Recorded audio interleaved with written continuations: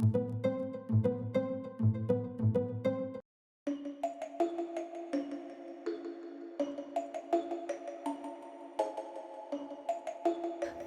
nyapu hingga nyuci mobil seorang diri di depan rumah, tetangga ungkap sifat Mulan Jameela. Menjadi istri Ahmad Dhani, kehidupan Mulan Jameela kerap jadi sorotan publik.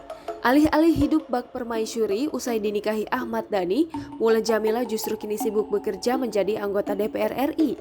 Tak hanya itu, usai dinikahi Ahmad Dhani, Mulan Jameela bahkan pernah ketahuan nyapu hingga nyuci mobil seorang diri di depan rumahnya.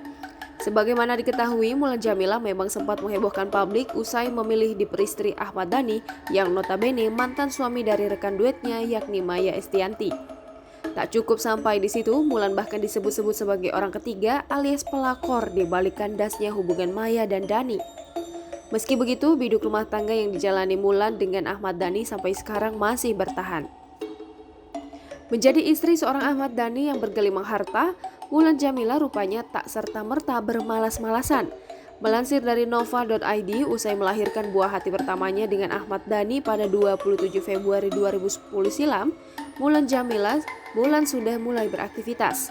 Ya, saat itu Mulan dikabarkan tengah berusaha untuk menurunkan berat badannya usai melahirkan. Bukan tanpa sebab, pasalnya saat itu tepatnya pada 30 April 2011, Mulan Jameela berencana akan meluncurkan single terbarunya yang berjudul Abrakadabra. Tak tanggung-tanggung, bahkan ketika diketahui baru saja melahirkan, Mulan sudah melakukan berbagai kegiatan di rumah mewahnya.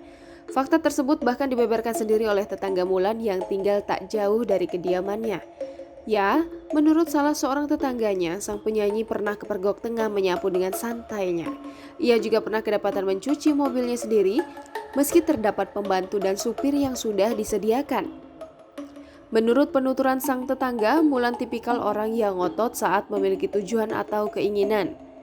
Sementara itu, melansir dari kompas.com, dari pernikahannya dengan Ahmad Dhani, Mulan Jameela kini dikaruniai 2 orang anak.